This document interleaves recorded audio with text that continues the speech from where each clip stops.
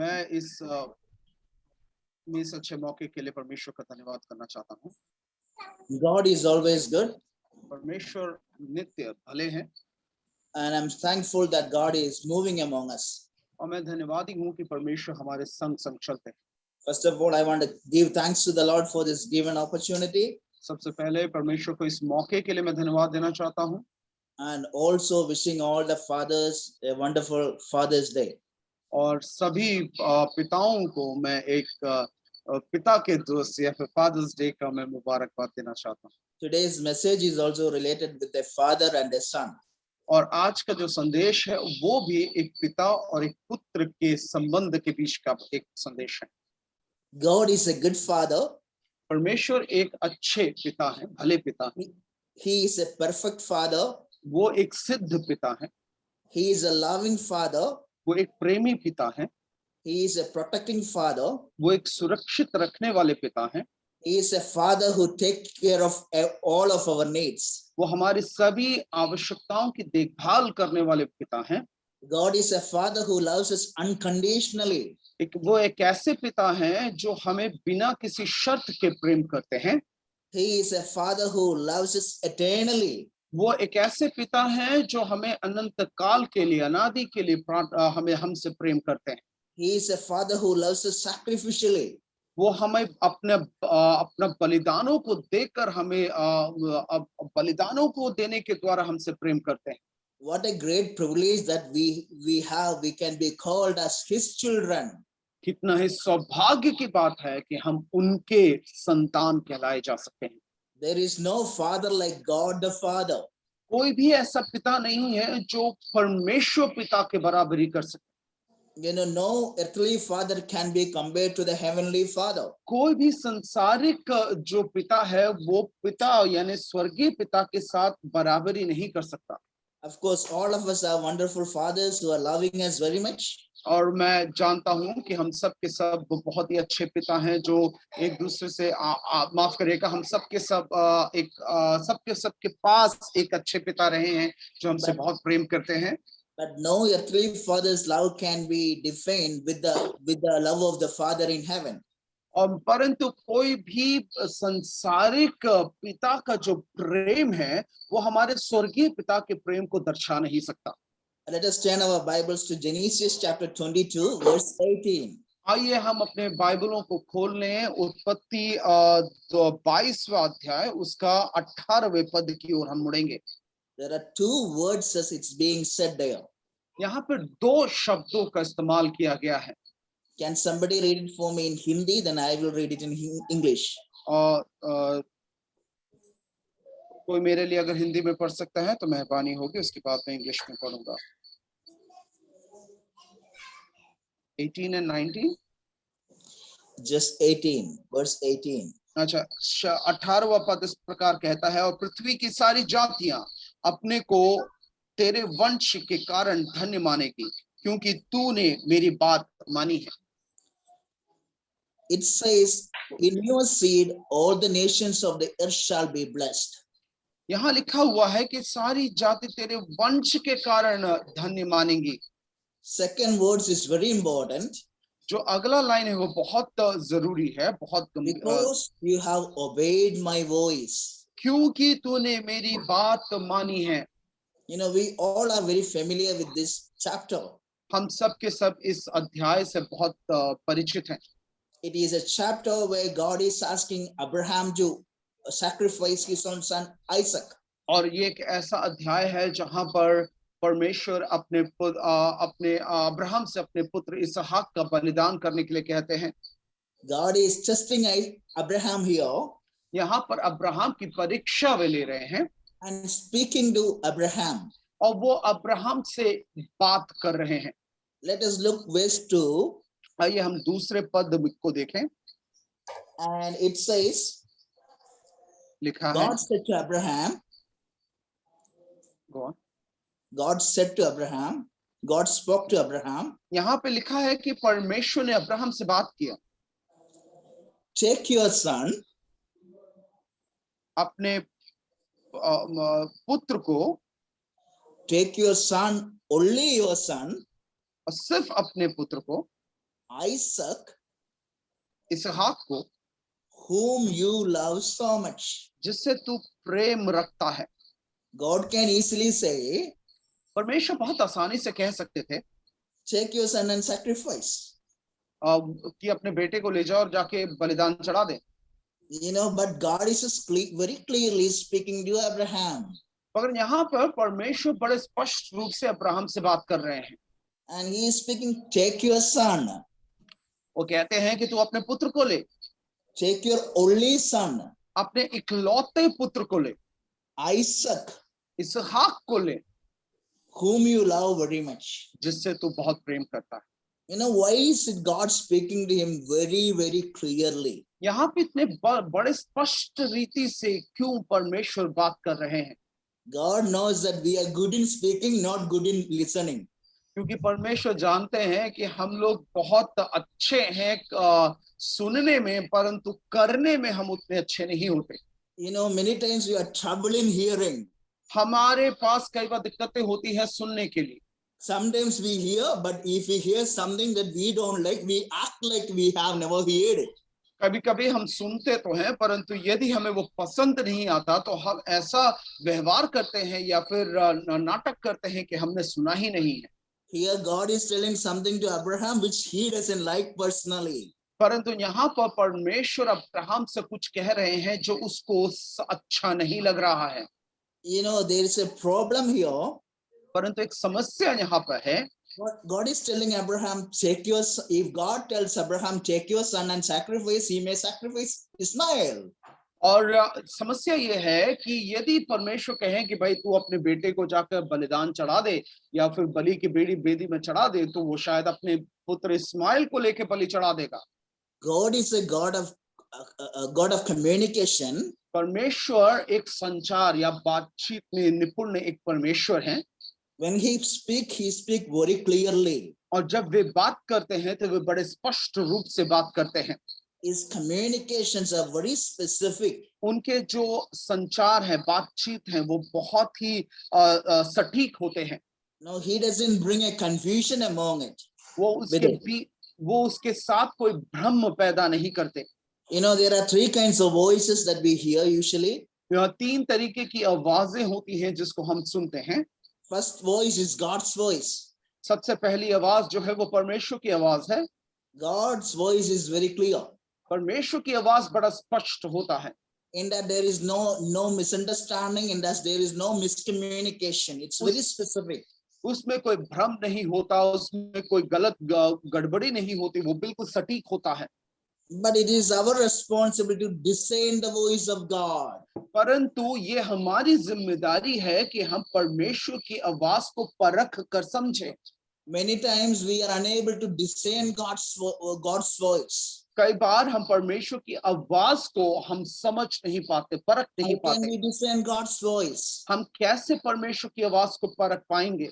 Only we can discern God's voice when we have an intimate and continuous relationship with God. वो हम तभी कर सकते हैं जब हमारा परमेश्वर के साथ एक घनिष्ठ और एक लगातार यानी नित्य निरंतर एक संबंध बना रहता है। तो God wants to speak to his children. God is speaking to his children. परमेश्वर अपने संतानों से बात करना चाहते हैं, वे बात करते भी हैं।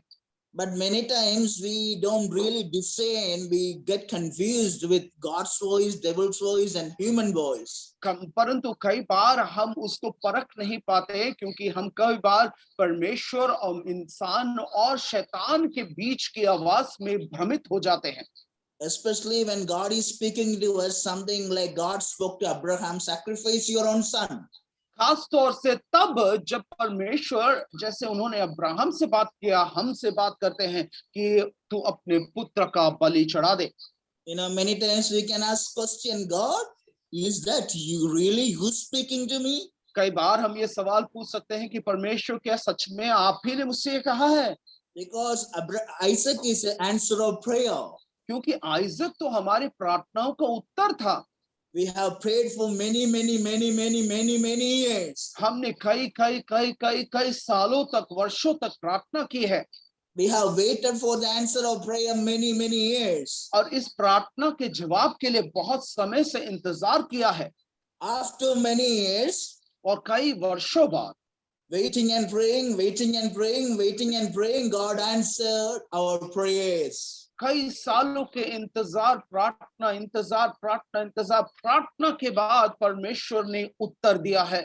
Now God is asking back the answer of prayer. अब वो जवाब जो दिया गया था परमेश्वर कहते हैं कि तू उसको वापस कर। How is it possible? How can that happen? ये कैसे हो सकता है, ये हो कैसे सकता है? No, it's not God. नहीं, ये परमेश्वर नहीं हो सकते, It cannot be God. ये परमेश्वर हो ही नहीं सकते। But Abraham knew very clearly it was God speaking to him. परंतु अब्राहम बड़े स्पष्ट रूप से जानता था कि परमेश्वर ही उससे बातचीत कर रहे हैं।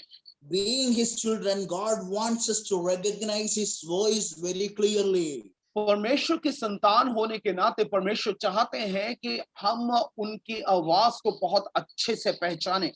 Only we can recognize God's voice when we have clear, constant relationship with God. और तभी ये संभव हो सकता है जब हमारा निरंतर और नित्य परमेश्वर के साथ संबंध बना रहता है। Take your son, your only son, Isaac, whom you love, and go. अपने पुत्र, इकलौते पुत्र इसहाक को ले और तू जा। This is the second time God is telling Abraham to go. यहाँ पर परमेश्वर दूसरी बार अब्राहम से जाने के लिए कहते हैं। Every time going is a hard thing. और हमेशा निकलना जाना एक बहुत मुश्किल कार्य होता है। First time God told Abraham, leave your father's house, leave your people, leave everything and go to the land which I will show you. सबसे पहले परमेश्वर ने कहा कि तू अपने पिता के घराने को, अपने कुटुंबियों को, जाति को, अपने स्थान को छोड़कर उस स्थान में जा जहां मैं तुझे दिखाता हूं। And here the second time God is telling Abraham, go and sacrifice your son. और दूसरी बार यहाँ पे अब्राहम से परमेश्वर कहते हैं तू जा और अपने पुत्र की बलि चढ़ा दे। Being a follower of Jesus, following God is not easy. परमेश्वर के पीछे चलना, परमेश्वर का अनुसरण करना या चेला बनना आसान कार्य नहीं है। Obeying God is not easy. परमेश्वर की आज्ञा मानना आसान कार्य नहीं है। But in obedience there is blessings. परंतु आज्ञा मानने में आशीषें मिलती हैं। God told him, go to the Moriah mountain and sacrifice your only son. परमेश्वर ने कहा कि तुम मोरिया के पहाड़ पर जा और अपने इकलौते पुत्र का बलिदान कर दे। I personally believe he might not have communicated to Sarah. मैं व्यक्तिगत रूप से मुझे ऐसा लगता है कि उसने शायद सारा को नहीं बताया। There is no biblical evidence over that. कम से कम बाइबल में उसका कोई सबूत नहीं है। You know, when we talk something about the children to mothers, they become very emotional. क्योंकि हम जानते हैं कि जब हम बच्चों के बारे में इस तरह की बातें माताओं से करेंगे तो वो बहुत भावुक हो जाती हैं। Abraham knew all the dramas will happen at his home. Abraham जानता था कि सारा का सारा जो ड्रामा है वो उसके घर में होने लगेगा। So he was very quiet about sacrificing his own son. और इस कारण वो अपने पुत्र के बलिदान करने के विषय में बहुत ही चुप था, शांत था। Verse 3 says he rose up early in the morning. तीसरा पद इस प्रकार हमें बताता है कि वह सुबह वो उठा and saddled his donkey and took 2 of his servants with him. और उसने अपने गधे और अपने 2 सेवकों को साथ में ले लिया। And you know, when Sarah might have got up from the sleep, शायद जब सारा जगी होगी अपनी नींद से, Abraham is not there. Abraham शायद होगा ही नहीं वहां पे। Isaac is not there. इसहाक ना होगा वहां पे। And 2 of his servants are not missing. उसके 2 सेवक भी गायब थे। No, I don't want to go deep into what was happening at their home. You know, their situation may not be really good situation there. मैं ये वहां पे इतना नहीं कहना चाहता कि वहां पे सच में हो क्या रहा था। शायद उनके लिए जो परिस्थिति थी उतना अच्छा ना होगा। Probably Abraham left without communicating. शायद अब्राहम ने बिना बताए यात्रा शुरू कर दी होगी। Those days there is no cell phones like today. आजकल के जमाने की तरह उन दिनों में मोबाइल फोन तो नहीं हुआ करते थे। If there were cell phones, then Abraham would have gotten nicely from Sarah. शायद अगर मोबाइल होता तो अब्राहम को सारा से एक अच्छे से मिला होता। here Abraham was considering to obey God than his son or his wife. यहाँ पर अब्राहम अपने परमेश्वर की बात मानने के लिए तत्परता दिखाता है इसके बजाय कि अपनी पत्नी और बच्चे की बात माने। You know what was happening here? यहाँ पे हो क्या रहा था आपको मालूम है? Abraham got up early in the morning. और अब्राहम तड़के यानी सवेरे सुबह सुबह वो उठा। That shows his enthusiasm and commitment to obey God. ये उसके जोश और परमेश्वर के प्रति उसके समर्पण को दर्शाता है। You know, we cannot serve God with laziness. हम परमेश्वर को आलसीपन के द्वारा हम सेवा नहीं कर सकते। You know, there are many times we become very lazy. क्योंकि कई बार हम खुद आलसी हो जाते हैं। Even if we don't get up in the morning, that is all right. अगर आप सुबह सुबह नहीं उठते तो भी कोई बात नहीं। Even if we don't do it today, that's okay. Tomorrow we can do it. अरे आज सुबह आज अगर नहीं करते हैं तो कोई बात नहीं, कल कर लेंगे। But Abraham was very much committed to rise up early in the morning and go to where God was asking him to go. परंतु अब्राहम बहुत ही समर्पित था कि वो सुबह सुबह तड़के उठकर वहां जाए जहां पर परमेश्वर उसको जाने के लिए कह रहे थे। Abraham knew very clearly delayed obedience is considered as disobedience. Abraham अच्छे से जानता था कि जिस आज्ञा को देरी से माना जाता है उसको अनाज्ञाकारिता कहा जाता है। You know, we wanted to obey God. हम परमेश्वर की आज्ञा तो मानना चाहते हैं, But sometimes laziness is taking place in our hearts. क्यों? परंतु कई बार जो आलसीपन है वो हमारे हृदय में बैठ जाता है। We say it's not today, tomorrow we will do it. हम कहते हैं कि आज नहीं, हम कल कर देंगे। Next time we will do it. हम अगली बार करेंगे।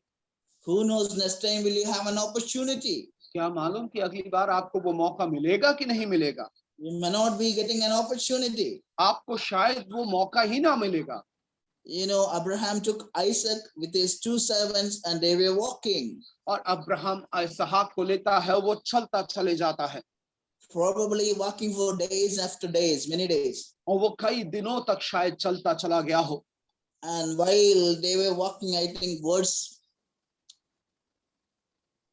5 says, और 5वें पद में इस प्रकार हमें बताया गया है। and Abraham is speaking to his servants. Abraham यहाँ पे अपने सेवकों से बात कर रहा है। I and the boy will go. यह लड़का और मैं वहां तक जाकर And we will worship और दंडवत करके and come back to you. फिर तुम्हारे पास लौट आएंगे। Abraham is going to sacrifice Isaac. Abraham अपने पुत्र का बलिदान करने के लिए लेकर जा रहा है। See the words of faith and positivity that is coming out of Abraham's mouth. तो भी अब्राहम के मुंह से जो शब्द निकलते हैं वो विश्वास और सकारात्मकता के शब्द हैं। Abraham is not fearful. Abraham यहाँ पे डरा हुआ नहीं है। Abraham is not being very negative. Abraham यहाँ पर नेगेटिव या नकारात्मक बातें नहीं कर रहा है। Abraham is not getting discouraged. Abraham यहाँ पे निराश नहीं हो रहा है। He is saying that we will go worship and we will come back. वो कहता है कि हम जाएंगे, दंडवत करेंगे यानी आराधना करेंगे और उसके बाद वापस आ जाएंगे। This is a great example of faith. ये विश्वास का एक बहुत अच्छा नमूना है, आदर्श है। Great example of trust in God. एक बहुत अच्छा आदर्श है परमेश्वर पर भरोसा करने का। Abraham knew in his heart Abraham अपने हृदय में जानता था Isaac is an answer of prayer. कि इसहाक उसकी प्रार्थनाओं का उत्तर है। Isaac is an answer of waiting and praying and waiting and praying. इसहाक का इंतजार करने और प्रार्थना करने का उत्तर है। God will never leave me sideless. Sideless. Okay. परमेश्वर मुझे कभी भी निसंतान नहीं रखेगा। I have a promise from God. मेरे पास परमेश्वर से एक प्रतिज्ञा मिली है। In your descendants, all the nations of the earth shall be blessed. और उसमें इसके द्वारा, मेरे वंश के द्वारा सारे संसार के हर जाति को आशीष मिलेगी। There's a promise that I'm holding. मेरे पास एक प्रतिज्ञा मिली है, मुझे एक There's a प्रतिज्ञा मिली है promise जो that मैं is from पकड़े हुआ God हूँ। Almighty. ये एक प्रतिज्ञा है जो परमेश्वर सर्वशक्तिमान से मुझे मिला है। Remember, God has a promise for you. परमेश्वर को ये स्मरण रखें कि परमेश्वर के पास आपके लिए एक प्रतिज्ञा है।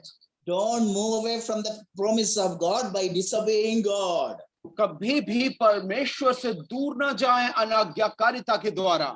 Abraham is believing अब्राहम ये विश्वास करता है loving God is more important than loving my only son.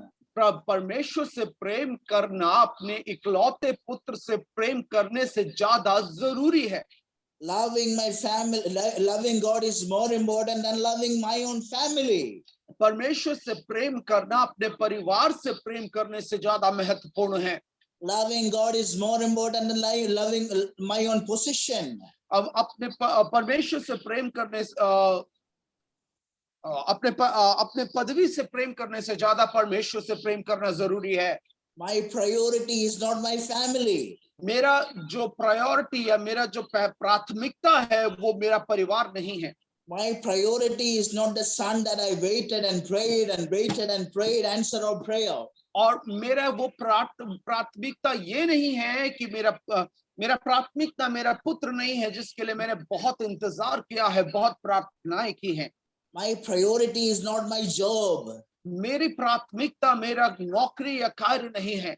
My priority is not my community. मेरा समाज मेरी प्राथमिकता नहीं है। My priority is God Almighty. मेरा परमेश्वर सर्वशक्तिमान ही मेरा प्राथमिकता है। I am willing to give up anything for the glory of God. परमेश्वर की महिमा के लिए मैं कुछ भी छोड़ने के लिए तैयार हूँ। I am willing to give up my family. मैं अपने परिवार को छोड़ने के लिए तैयार हूँ। I am willing to give up my only son. मैं अपने पुत्र को, इकलौते पुत्र को छोड़ने के लिए तैयार हूँ। What a great example that Abraham is laying before us. यहाँ पर कितना बड़ा एक उदाहरण है जो माफ करेगा, अब्राहम हमारे सामने रख रहा है। I and boy will go. मैं और लड़का जाकर आएंगे। We will worship. हम दंडवत करेंगे। We will sacrifice. हम बलि चढ़ाएंगे। We will lift the name of God together. हम परमेश्वर के नाम को एक साथ उठाएंगे। We will exalt his name together. हम उसके नाम की महिमा करेंगे। And I will never come back without my child. अब मैं अपने पुत्र या संतान के बिना वापस ना आऊंगा। If I am going with my child, I will come back with my child. That is the faith Abraham had. यदि मैं अपने पुत्र के संग जाता हूं तो मैं अपने पुत्र के संग वापस आऊंगा। यह अब्राहम का एक विश्वास था। What is our faith in God? हमारा विश्वास परमेश्वर में क्या है? How far can we trust God? हम कितना अधिक परमेश्वर पर भरोसा कर सकते हैं? You know what was happening with Abraham? आपको मालूम है कि अब्राहम के साथ क्या हो रहा था? Abraham and Isaac was walking together. Abraham और इसहाक एक साथ चल रहे थे। Isaac asked him a question. अब इसहाक उससे एक सवाल पूछता है। Papa, we have the wood. पिताजी, हमारे पास लकड़ी तो है। We have the fire. हमारे पास आग तो है। लेकिन where is the ram? Where is the lamb for the sacrifice? परंतु वो भेड़ कहाँ है जिसकी बलि हमें चढ़ानी है?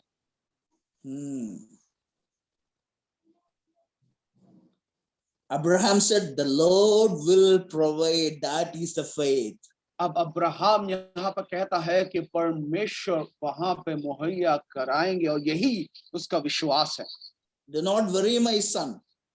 और once again, do not worry, my son. मेरे पुत्र चिंता ना कर। Don't be anxious about anything. God told you he will provide. किसी की चिंता तू ना कर। अगर परमेश्वर ने कहा है तो वो उसके लिए उपाय भी करेंगे। It is not our business, it is God's business. ये हमारा कार्य नहीं है, ये परमेश्वर का कार्य है। If God has told us to go, यदि परमेश्वर ने हमें जाने के लिए कहा है, our responsibility is to go. तो हमारी जिम्मेदारी है कि हम जाएं। Our responsibility is to obey God. हमारी जिम्मेदारी है कि हम परमेश्वर की आज्ञाओं को माने। So they both went together. तो वो दोनों एक साथ गए। And they prepared everything for the sacrifice. और उन्होंने बलिदान के लिए तैयारियां की। You know what was happening? Abraham made Isaac to lay down on the altar. अब यहाँ पे होता यह है कि अब्राहम ने इसहाक को उठाकर वेदी के ऊपर रख दिया या लिटा दिया, And he was almost killing Isaac. और वो तकरीबन इसहाक को मारने जा रहा था। You know what kind of father? Is Abraham a good father? अब ये किस प्रकार का पिता है? क्या अब्राहम एक अच्छा पिता है, भला पिता है? You know, suddenly Abraham hearing a voice from heaven again. अचानक से अब्राहम स्वर्ग से एक आवाज को सुनता है, Do not lay your hands on boy. अपने हाथ को उस पुत्र पर, अपने उस लड़के पर ना रख, Or do anything to him. और उसको हानि ना पहुंचाना। Now I know that you fear God. अब मैं जान गया हूं कि तू परमेश्वर का भय मानता है, Seeing that you have not withheld your only son from me. कि यह देख कर कि तुमने अपने इकलौते पुत्र को भी ना रख छोड़ा। See, if we are in Abraham's place, सोचिए यदि हम अब्राहम के स्थान में, what will we be doing? हम क्या कर रहे होते? I want all the fathers and mothers think about it. मैं चाहता हूं कि सारे माता और पिता इसके बारे में सोचें। Many times we give more importance for our children. हम कई बार अपने अपने बच्चों को बहुत ज्यादा इम्पोर्टेंस देते हैं। Many times we focus on their education and many other areas. और हम कई बार उनके एजुकेशन या फिर किसी और बातों पर ज्यादा ध्यान देते हैं। But are we helping them to grow in their relationship with God? परंतु क्या हम परमेश्वर के साथ तो उनके संबंधों पर हम ज्यादा मदद करते हैं उनको? Something that was surprising me as I read this word. कुछ ऐसा जिसने मुझे चकित कर दिया जब मैं यह वचन पढ़ रहा था। I believe Abraham is more than 100 years now, probably 117, 118 years old now. मैं विश्वास करता हूं कि अब्राहम की उम्र अब जो है तकरीबन 118 के आसपास कुछ पहुंची है। Isaac may be 17, 18 years old. या बेटा भी शायद 17-18 साल का हो सकता है। Probably Isaac is more stronger than Abraham. शायद इसहाक अब्राहम से भी ज्यादा ताकतवर है। And Isaac was not resisting Abraham as he was going to sacrifice him. परंतु हम देखते हैं कि अब्राहम का इसहाक जो है अब्राहम से लड़ता नहीं है या फिर विरोध नहीं करता जब अब्राहम उसके बलि चढ़ाने की कोशिश He करता was है। completely submissive to the will of the Father. वो परमेश्वर के इच्छा के लिए पूरी तरह समर्पित था, अधीन था। I don't want to explain about today's Isaac. मैं आज के इसहाक के बारे में कुछ बताना नहीं चाहता। You know, we have also children. हमारे पास भी बच्चे हैं। No need to sacrifice. Sometimes if we say something that they don't like it, then we will hear everything from them. और यदि कभी-कभी जब हम उनको ऐसा कुछ बोलते हैं जो उनको पसंद नहीं आता, तो वो उल्टा हमें सुनाते हैं। All kind of different vocabulary we can hear. वो अलग-अलग शब्दों का उच्चारण हम यहाँ पे देख सकते हैं। You know, here Isaac is being very much submissive to the will of the Father. यहाँ पर इसहाक अपने पिता की इच्छा के प्रति पूरी तरह से अधीन हो गया।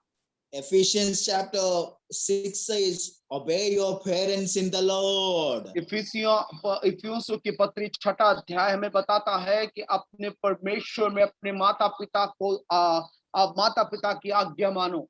It doesn't say there. Bible is also saying, don't provoke fathers and mothers, don't provoke your children. मगर ये भी बाइबल बताता है कि माता पिता के लिए बाइबल ये बताता है कि अपने बच्चों को रिश्त ना दिलाओ या फिर उनको चिढ़ाओ नहीं। Probably Abraham was provoking Isaac, still he was obedient. यहाँ पे अब्राहम शायद अपने बच्चे को रिश्त दिला रहा था या चिढ़ा उसको तंग कर रहा था, तो भी वो आज्ञाकारी था। So even if sometimes provoking happens, still we have to obey. तो यहाँ पर रिश्त दिलाना या फिर चिढ़ाया जाने पर भी हमें आज्ञा मानने की जरूरत होती है कभी-कभी। The verse 14 we see God provided them the lamb. यहाँ 14 verse 14. और 14वां पद हमें बताता है, once again sir, sorry. The Lord provided them the lamb for sacrifice. हम देखते हैं कि परमेश्वर ने जो भेड़ थी उनके लिए मुहैया कराए, उपाय उसका किया। Don't worry, God knows all of your needs. चिंता ना करे, परमेश्वर हर एक जरूरत को आपके जानते हैं। Do not be anxious about anything. और किसी बात की आपको चिंता नहीं करनी। In supplication and prayer, every need to be known unto the Lord. विनती और प्रार्थना में हर चीज को परमेश्वर के सामने रखा जाना चाहिए। God knows every details of your hearts. आपके हृदय के हर एक विवरण को परमेश्वर जानते हैं। God knew what Abraham was going through as a father. परमेश्वर जानते थे कि एक पिता होने के नाते अब्राहम की अवस्था क्या थी। God knows every feelings that we are having. परमेश्वर हमारे हर एक भावनाओं को जानते हैं। People may not know your pain. हम अपने लोग आपके दर्द को शायद ना जाने, But God knows your pain. परंतु परमेश्वर आपके दर्द को जानते हैं। He is a God who provides all your needs. वो एक ऐसे परमेश्वर है जो आपके हर जरूरत को पूरी करते हैं। My God shall supply all your needs according to his riches in glory through Christ Jesus. परमेश्वर का वचन बताता है कि मेरा परमेश्वर तुम्हारी हर जरूरत को अपने भंडार के अनुसार प्रभु यीशु में हमारे लिए पूरी करते हैं। You know the verse that we read in the beginning. जो वचन जो हमने शुरुआत में पढ़ा था, it says because you obeyed. वहां लिखा है क्योंकि तूने मेरी बात मानी है। Because you obeyed. क्योंकि तूने मेरी बात मानी है। Because you obeyed, in you, in your offspring, all the nations shall be blessed. क्योंकि तूने मेरी बात मानी है, तेरे कारण सारी जाति अपने को तेरे वंश के कारण धन्य मानेंगे। There is nothing as important as obeying God. परमेश्वर की आज्ञा मानने से बढ़कर कोई और चीज महत्वपूर्ण नहीं है। It might be really hard to obey God. शायद थोड़ा मुश्किल होगा, बहुत मुश्किल होगा परमेश्वर की बात मानना। Many times it is not easy process. कई बार ये एक आसान कार्य नहीं होता। We may have a lot of doubts in our hearts. हमारे अंदर बहुत से शंकाएं आ सकती हैं। But God is asking us to obey. परंतु परमेश्वर हमसे आज्ञा मानने के लिए कहते हैं। Obey, keep obeying. आज्ञा माने और आज्ञा मानते रहें। You know what was happening there? Isaac was not sacrificed. अब आपको मालूम है वहां पे क्या हो रहा था कि इसहाक जो है वो बलिदान, once again sorry, Isaac was not sacrificed. यहाँ पे हुआ ये कि इसहाक का बलिदान नहीं गया हुआ। They both came back as they told to the servant. वो दोनों वापस आए जिस प्रकार अब्राहम ने अपने सेवकों से कहा था।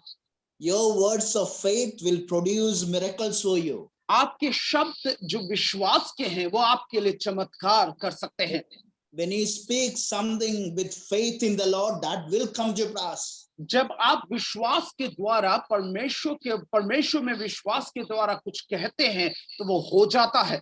When you put your complete faith in God, जब आप अपने संपूर्ण विश्वास को उसमें रखते हैं, move in obedience with God's way, और उनके वचन के अनुसार आप चलते हैं, you know, there will be blessings that will follow you. तो ऐसी आशीषें होंगी जो आपके पीछे पीछे चलेंगी।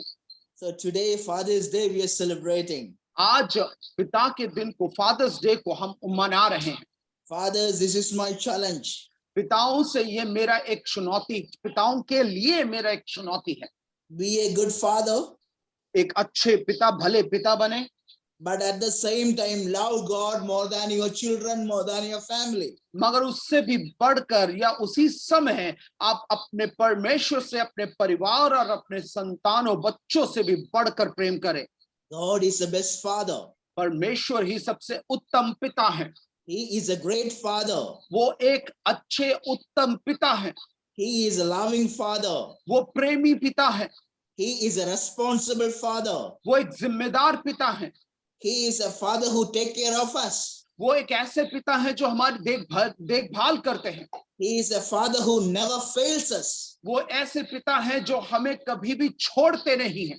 He is a father who knows every details of our lives. वो ऐसे पिता हैं जो हमारे जीवन के प्रत्येक विवरण को जानते हैं। He is a father who eternally loves us. वो एक ऐसे पिता हैं जो अनंत काल के लिए हमसे प्रेम करते हैं। Let us be a father that will please God. हम ऐसे पिता होने पाए, बनने पाए जो पिता को या परमेश्वर को प्रसन्न करे। As I am winding up this message today here, जैसे जैसे इस वचन को मैं समाप्ति की ओर लेकर आता हूँ, my prayer is that मेरी प्रार्थना ये है we would be people that will recognize and discern the voice of the Lord. कि हम ऐसे लोग बन पाए जो परमेश्वर की आवाज को परख सके और समझ सके। We would be people that will put our complete faith and trust in God. हम ऐसे लोग बनेंगे जो अपने पूरे संपूर्ण भरोसे को, विश्वास को परमेश्वर पर रखते हैं। We would be people that love God more than our children, more than our family, more than our community, more than anything what we have. और हम ऐसे लोग बनने पाए जो अपने परमेश्वर को अपने परिवार से, अपने बच्चों से, अपने समाज से और जो कुछ हमारे पास है उन सब से बढ़कर प्रेम करने वाले बनने पाए। We would be people that would hold on to the promises of God. हम ऐसे लोग बनने पाए जो परमेश्वर की प्रतिज्ञा को पकड़े और जकड़े रहते हैं। We would be people, because of our obedience, world will know that we are the followers of Jesus. हम एक ऐसे लोग बनने पाए जो संसार देखकर कह सके कि हम प्रभु के पीछे चलते हैं क्योंकि हम उनकी आज्ञाओं को मानते हैं। Let our life be changed. आइए हमारे जीवन बदल जाने पाए। The more you love God, जितना अधिक आप परमेश्वर से प्रेम करेंगे, the more you will obey Him. उतना अधिक आप उनकी आज्ञाओं को मानेंगे। When you obey Him more and more, जितना अधिक आप उनकी आज्ञाओं को मानेंगे, your life will be changed and transformed. हमारा जो जीवन है वो बदल जाएगा, परिवर्तित हो जाएगा। It is very important to fall in love with God. ये बहुत जरूरी है कि हम परमेश्वर से प्रेम परख पाएं। Let us close our eyes before God. आइए हम अपनी आंखों को परमेश्वर के सम्मुख बंद करें। Let us pray that let us be a people that will obey God's voice at any cost. आइए हम ऐसे लोग होने पाए जो परमेश्वर की आज्ञा को हर कीमत देकर मानने वाले बने। Let us be a people that will hold on to the promises of God. हम ऐसे लोग बनने पाए जो परमेश्वर की प्रतिज्ञाओं को पकड़े रहते हैं। Let us be a people that will give priority to God and His name. और हम ऐसे लोग बनने पाए जो परमेश्वर को उनके नाम और once again I'm sorry. Let us be a people that will give priority to His name. हम ऐसे लोग बनने पाए जो उनके नाम को ज्यादा प्राथमिकता देते हैं। Let us pray and ask before the Lord. Father, we thank you that you have given us this opportunity. आइए हम प्रार्थना करें। हे पिता, हम धन्यवाद देते हैं कि आपने हमको ये मौका दिया है। We are so thankful that you have been speaking to us. हम बहुत धन्यवादी हैं कि आप हमसे बात कर रहे थे।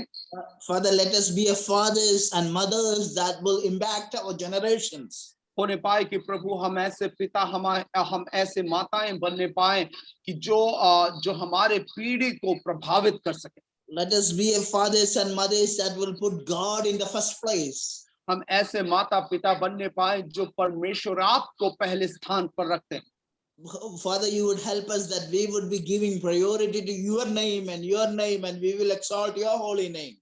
वो आप हमारी मदद करें कि सिर्फ आपके नाम और सिर्फ आप ही के नाम को हम प्राथमिकता देने पाए और आपके नाम की हम महिमा करने पाए। Thank you so much for speaking to us and challenging us from your word today. बहुत बहुत धन्यवाद हमसे बातचीत करने के लिए और चुनौती देने के लिए आपके वचन से।